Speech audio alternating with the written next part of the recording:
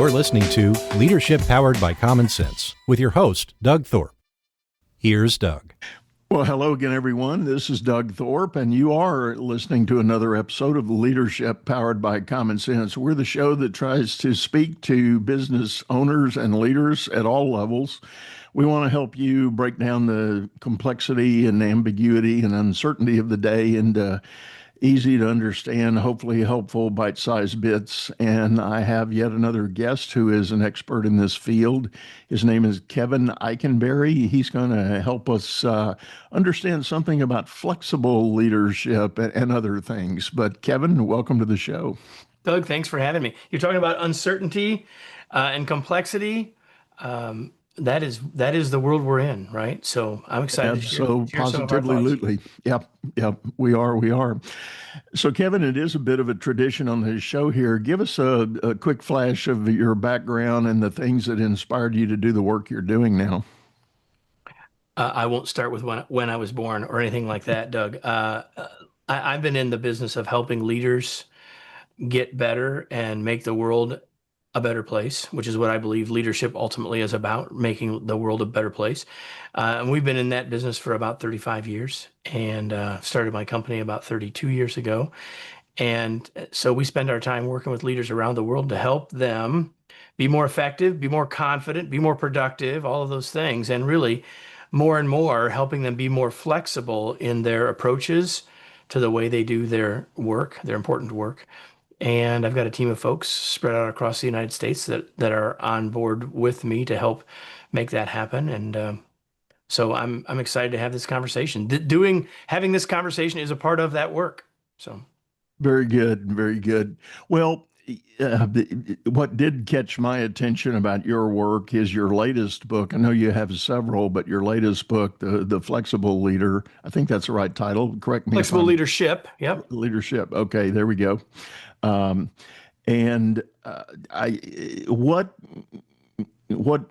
inspired that work, and what's the basic theme that you're covering there?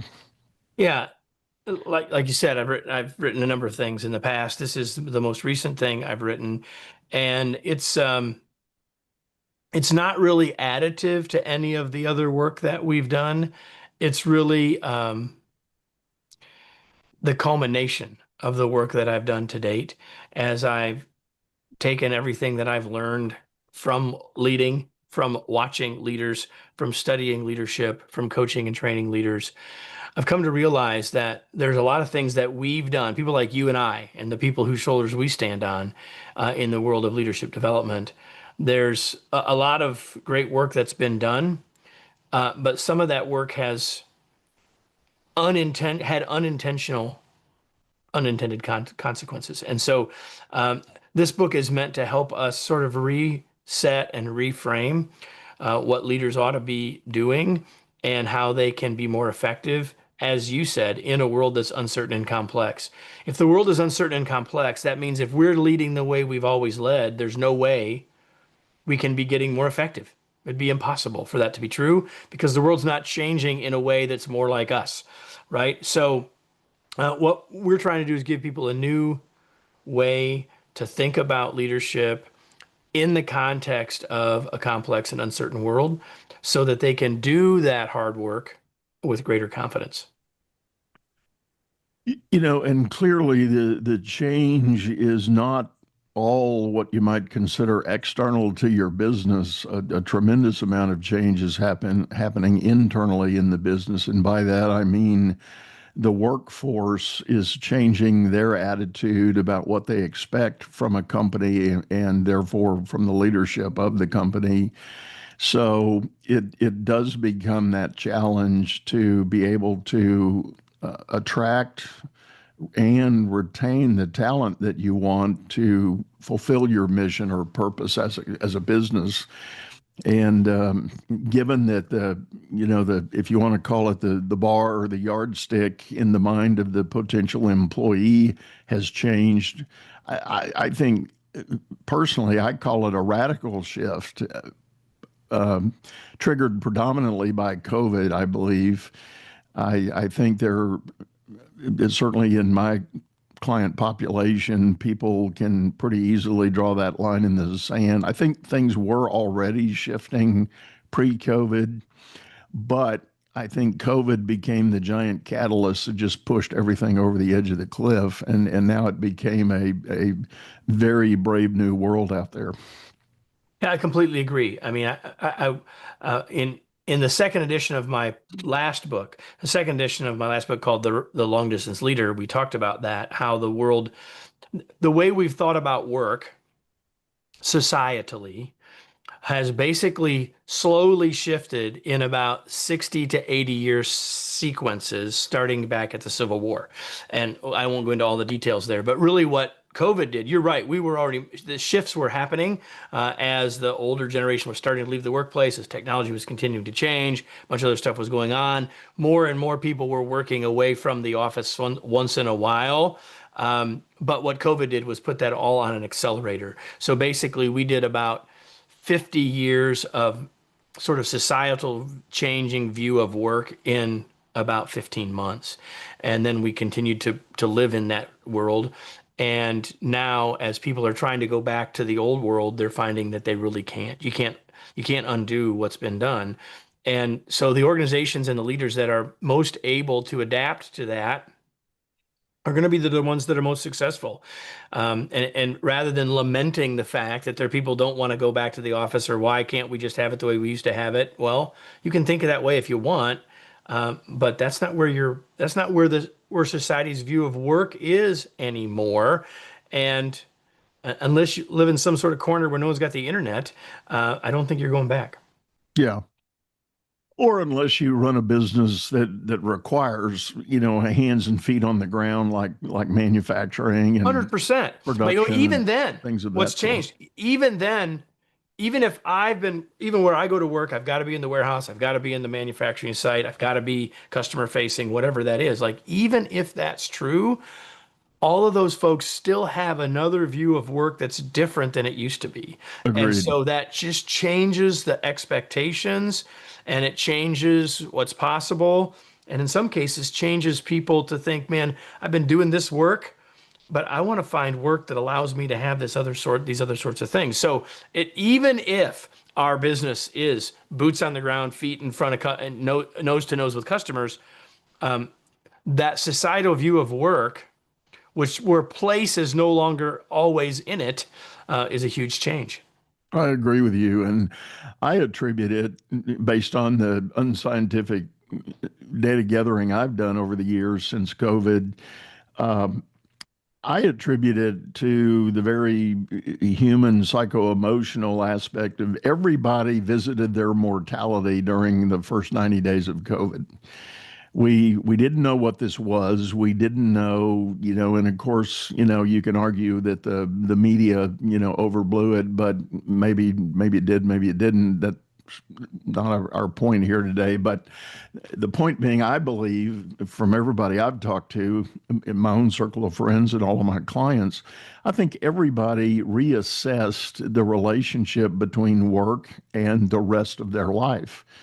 And whether that's family or community or extracurricular or whatever you want to call it, it totally recalibrated the significance of what the job was supposed to allow. And I think pre-COVID, there was still a hesitancy. If you had a job, you wanted to keep it for the most part, and you tolerated certain bad acts and behaviors by unprepared managers. But I think post-COVID, I think the bar on that dropped really low, and there were very minimal expectations that people had. And the first time a company leadership team, either direct or senior, indicated bad behavior, people were out. It's like, I'm done. I'm going. I know there's something else. I'll take my chances and I'll go find it.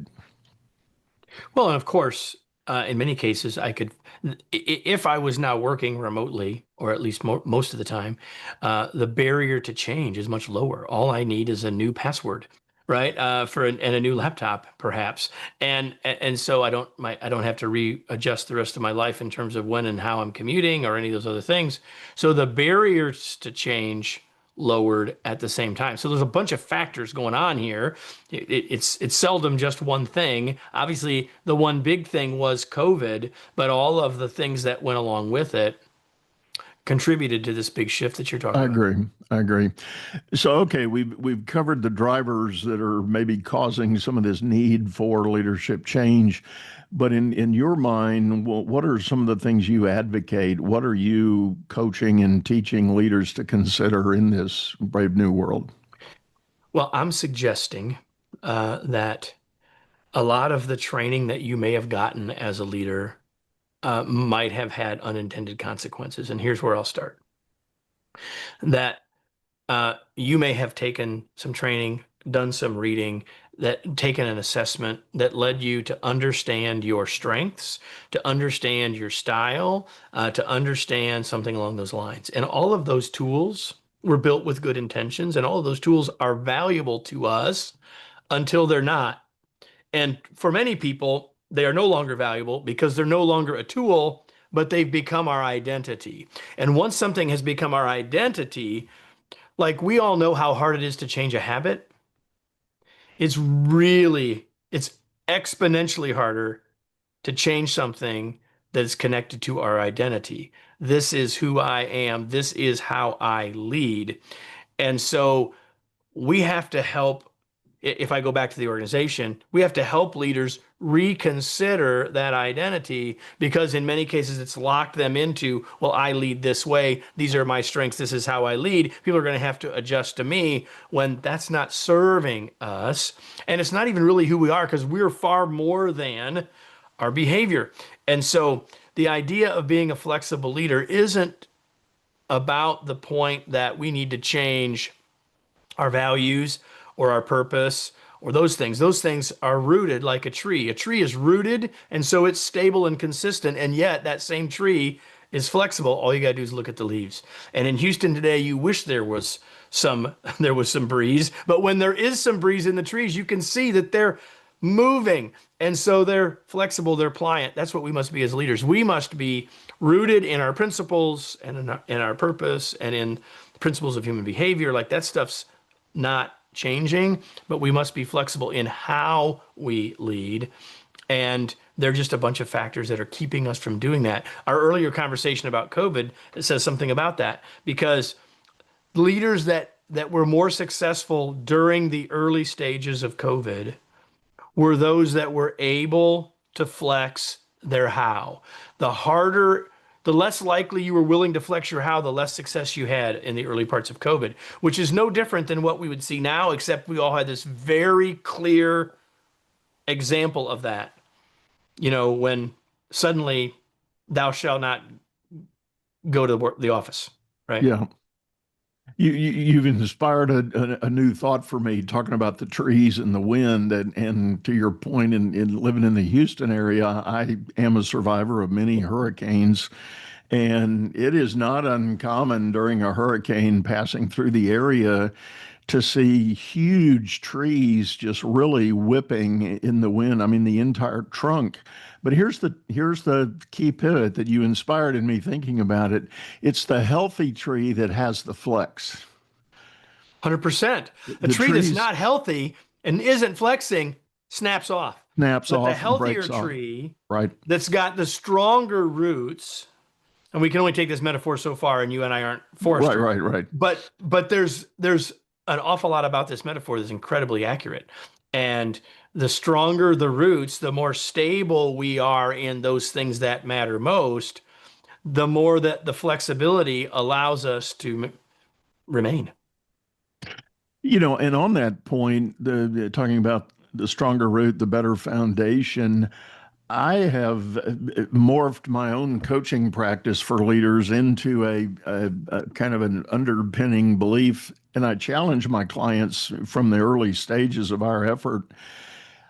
I ask them if they've ever spent the time to think about the leader they really want to be, not what they've been told they are prior through assessments and whatever, but what do you know today about the leader you think you want to be? And what are some skills, abilities, attributes, and beliefs you need to think about?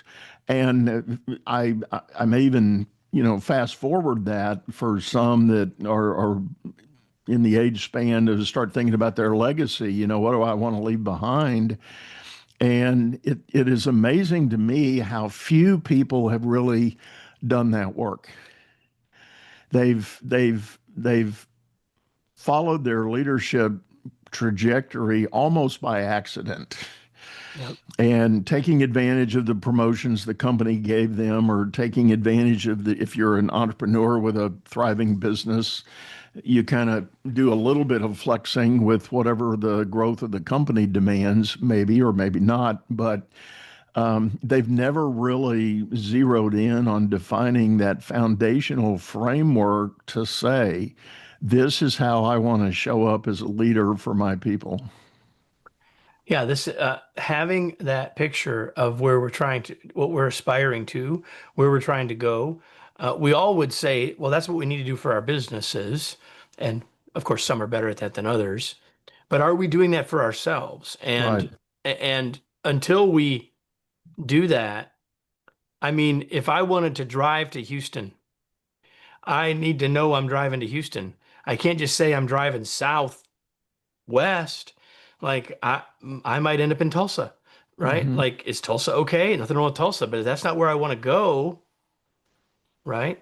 Right. So I think doing that work and having someone that will challenge us to do that work is a really important part of our growth as a leader. There's no question about it. Why are we doing what we're doing? Why does it matter? And once we have that, see, being clear about our what and why and flexible on our how. Yes, I agree. And I think that's what's so important. So Kevin, when you start working with a new client leader, where do you like to start with them, and what's the nature of those discussions? Well, certainly I do, and we do coaching with individual leaders at different levels in organizations, but more of our work is one on many, right? Organizations, helping organizations thinking about the development of their leaders or working with groups of leaders on their development. And it all has to start with why. Like what is the driver here? Because organizations that really are, or leaders who are really clear that me getting better or our leaders getting better for a purpose, not just because it's seems like a good thing to do, but like how does that drive our business? How does that drive our results? How does that help us move in the direction of our vision as an organization? And if we can get people clear on that, like you're talking about being clear for ourselves, we've got a much better chance of helping them succeed.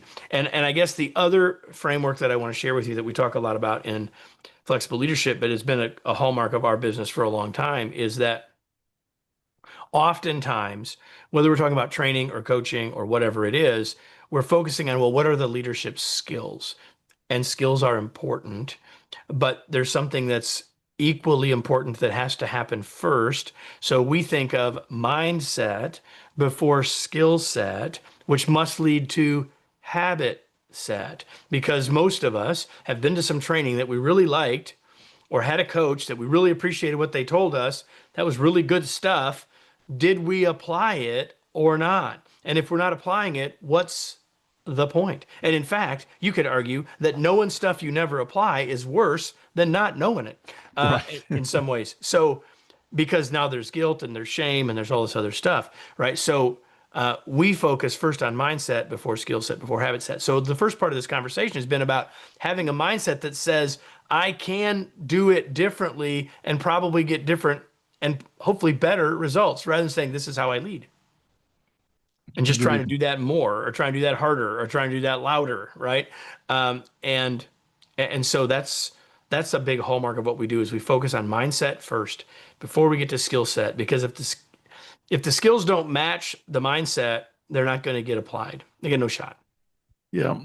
And to that point, I think that's so vitally important for organizations because, you could go so far as to say, as the leaders act, so will the culture develop. And when you get two or more people together, you're going to have a culture. some way or some Automatically, you have one. automatically you have Yes. one. And the question is, does that culture that develops, does it support the brand and the mission your company's trying to fulfill?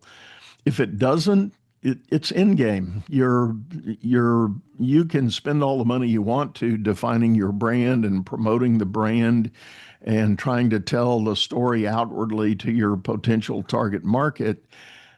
But if your culture doesn't deliver on all of that, if your people don't live up to the the definition that you're trying to build, it's a non-starter. You're dead on arrival.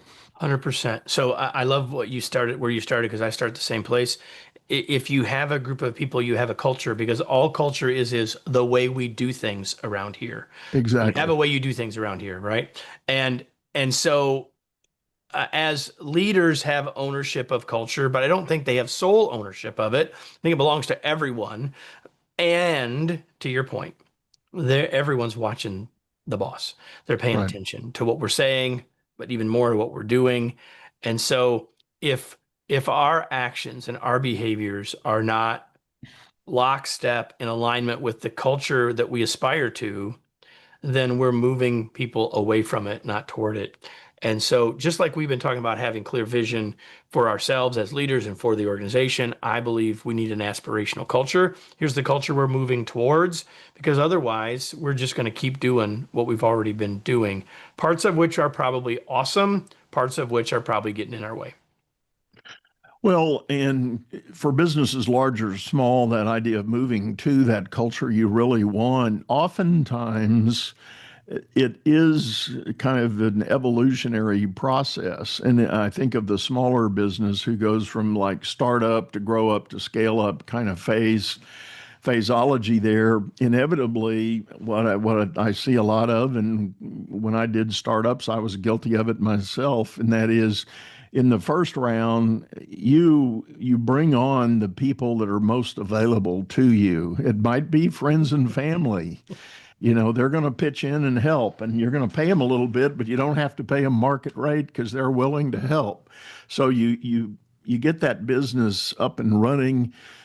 You start creating a little momentum, and now you get into the what I call the grow up phase, and you're trying to now you just need to start thinking about a little bit of systematization and standardization of things.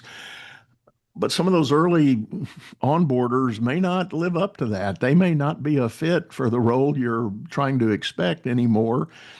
Yep. And if you're the owner founder, you get this guilt feeling. Well, I can't let Uncle Eddie go. He helped me. I've got to do so. I've got to find something for him to do, and that's very bad logic. And it's not really helping Uncle Eddie either, No, probably. no, Even though we think it is, it's probably not. no. That's right. That's right. And in the larger, corporate setting, I have seen this play out. A new CEO comes in and decides that he wants to advocate a culture shift in the business, and they create frameworks and they do all the great design and analysis, and they start teaching, training, and development. But then there's a half dozen leaders around the C-suite that are the old school guard, and they don't want to do that stuff, and they dig their heels in. And if that CEO is not willing to deal with them, everybody down the chain is looking at that going, it's not real. This is just the next flavor of the month, right? And this too shall pass. So it's really important, if we want to talk about culture, that I mentioned it earlier, that it's really co-owned by leaders and everyone that's actually doing the work. And so when we work with organizations to help them think about this idea of aspirational culture, I've said to CEOs, okay, you're the one that's saying you want to drive this forward. Awesome. It can't be yours. It has to be theirs. What your role is at the start is to paint a general picture and give people the business case as to why we need to do this. And then you have to let it be theirs. And you can be a part of that creation.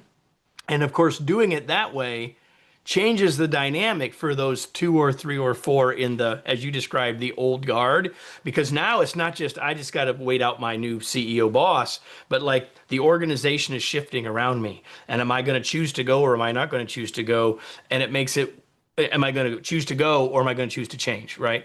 And it's a very different dynamic when that's shifting all around them rather than just them just trying to deal with the new boss. Right. And, kudos to the CEO who looks at that old guard and actually forces their hand in the moment, that if they've made it clear they are not shifting with the new tide, then, that CEO needs to call it heavy hammer or whatever, but, they have to act on it. The way I would say that is the work has now changed, because it's not just the work deliverables, but the way we do the work. And if the way we do the work is changing and they're not, then they're not doing their job anymore. And what I always tell senior leadership teams is if you're moving your culture and you've identified and described what that aspirational culture is, then that becomes one of the decision criteria for any decision. Hiring and firing, but also any kinds of decision. How does this decision lay into and match up with and align with the culture we're heading toward? And if it doesn't, and we still need to make this decision, how are we going to communicate that to the rest of the organization? People are smart and are willing to listen to that. But if you just sort of say, well, we're going to make these decisions and this is going to sit over here, then you're not ever moving in to that direction, that culture. You're not willing to coach or remove those leaders. It doesn't even have to be at the senior level, that aren't willing to move into this new way of working. Then you're not moving the organization to that new way of working. Right. I agree. I was involved in one situation several years ago where, exactly as I described it, a new CEO came in, and he was a homegrown, by the way. He wasn't brought in from the outside, but he had climbed the ranks and been put in that suite. And he mandated a culture change, and a lot of it was busting through 80 plus year legacy of command and control, pretty heavy handed, top down structure. And publicly traded company, they had been very successful over all those years, but the data was telling them they couldn't attract and retain new talent with that style, to our earlier point about mindset change in the workforce. And so he proactively mapped a new course, got people bought in, brought in coaches, and all leaders were given coaches to help them with the change. And there was a lot of good progress happening. And the way I frame it, to be straight to the point, for 364 days, they did all the right stuff. They were making all these moves and all these things we were doing. On day 365, it came annual review time. And guess what? They had not modified their methodology for annual reviews. And the annual review system that was part of the legacy was a forced place ranking, which is one of the worst old school methods. So you can attract A players across the board, but when you get a room full of A players and you say, now we're going to line you up 1 through 10, somebody's going to be the 10, in this case, 10 meaning the bottom of the stack, and somebody's going to be the number 1. And all of the messaging about the culture change had to do with we're going to be more human-centric, more compassionate, more collaborative. We go running down the list of all the things that's going to be. And that decision ran counter to that, intentionally or not. Yeah. And, the forced ranking creates a very arbitrary and very vicious competition mindset, and people stepping on other people to get the right ranking and all of that. And so all this great work they had done for 364 days, temporarily, all the air got let out of the balloon. Yeah. And because it all matters, Doug, and that's the point here. It all matters. That's so right. If we want to be a more effective leader, we have to recognize that it all matters. I was in our studio a few minutes ago recording a video that'll come out in a few weeks. And I was talking about the idea of being a curious expert. And that's an especially challenging thing to do and be. And leaders are often promoted because they have expertise. And high performers want to be viewed as having expertise. But expertise is backward looking, right? Right. And curiosity is forward looking. And so the reason I'm bringing this up is it gets to the heart of the point of flexible leadership. The question isn't, do I need to be curious or do I need to be expert? The question is, how can I be both of them? Both of them add value. But if I'm always curious and forget my experience and expertise, that doesn't help. And if I am leaning into my expertise and never looking to learn anything from anyone else, getting new perspectives and think about the world in new ways, that gets in our way. The right answer is, how do I blend both? So the idea of being a flexible leader is, how can I think about the world as a both and world rather than an either or world? And that's, of course, just one simple example of it. And back to this point, to your point about culture, can we have performance review processes? Of course we can. Can they add value to us in a new culture? Yes. Do we need to think about them in the context of what we are trying to create from a culture perspective? And the answer is, we must, because if we don't, we end up with what you described. Right, right. And your point there about the expertise versus a curiosity, that's another favorite sweet spot of mine that I like to work with people about, because when you think about it, and this maybe speaks more to the bigger business, but I think it applies in small business too, that has any kind of scale and headcount in the business. People move into jobs based on prior performance. They do. We recognize the best sales leader, the best accountant, the best engineer, or whatever, and we promote them to be team lead when we need one. And it's a bit of a legacy mindset. But you think you need a team leader, so the logic says, well, I'll find my best producer, and that ought to be my guy. Because they can be the model, they can teach, train, etc. Well, that doesn't always work. That doesn't always hold true. Nonetheless, that is what we do, and that person gets promoted up a second time, third time, fourth time, and then maybe the company says, maybe we ought to give them a coach, and maybe we ought to help them understand a little bit more about leadership. Well, they've already burned 5, 8, 10 years on the clock, floundering through this. And my point in all this is the pull-through effect is, they know they got promoted because of performance, and that would leverage their expertise. So now they go to the next level and they figure, I'll double down on my expertise. 100%. And there they are. And their expertise in many cases is based on something that we did 10 years ago. How much of the things that happen in your personal life are the same as they were 10 years ago? I mean, some things are, certainly, but not everything, not the context of everything is the same. And so all of that gets in the way. All of that way in which we promote people gets in the way, because we've rewarded expertise, we've rewarded subject matter knowledge. And so what's a leader to think but to say, that's what I got? Which is why we have so many leaders that are challenged by micromanagement, by not being able to delegate, because it doesn't make sense from a mindset perspective. And if they're taught to do it, they just do it because they think they're supposed to, not because it truly makes sense to them psychologically.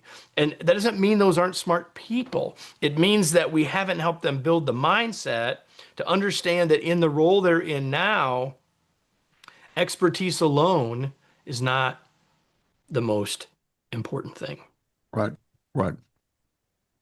Well, Kevin, this has been great, and I've got a funny feeling you and I could probably go on for a couple of hours here if we wanted to, but we can't. We have to respect everybody else's time and let them get back to their day. But tell people the best way to get a hold of you if they're interested in knowing more about your work.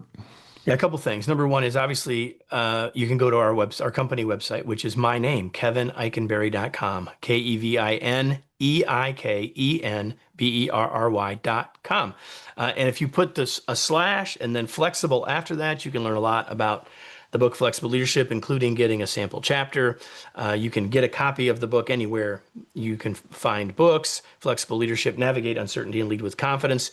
And if you go to kevineikenberry.com/gift, I'll give you a free gift because you listened to this conversation between Doug and I. And what we've got there is access to one of our master classes for free.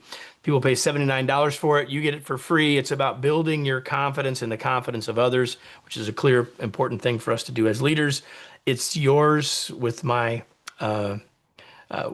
blessing. If you'll take a look at that, kevineikenberry.com/gift. Thank you, Kevin. That'll be great. And as always, folks, we're going to have those links in the show notes.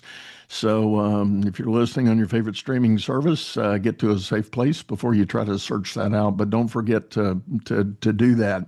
And likewise, we do have this show over on YouTube, a channel by the same name, Leadership Powered by Common Sense. You'll definitely be able to get to the show notes easily there. So take a look and take advantage of Kevin's generous gift here. And one last time, Kevin, thank you so much, man. Really enjoyed it. Doug, it was my pleasure. Thanks for having me. Well, all right, folks, I think that about wraps it up. As always, you can get a hold of me at my website. Likewise, similar to Kevin, I'm dougthorpe.com, and I've got a lot of opportunity there. Different reference buttons you can mash and push and get access to different resources. And would love to have a complimentary discovery call with you if you're interested in knowing more about how my work might help you in your leadership journey. But with that, I think we're done. We're going to say goodbye. Go out there and make it a great day. You've been listening to Leadership Powered by Common Sense, hosted by Doug Thorpe. If you would like to know more about the coaching and advisory services he provides, visit dougthorpe.com.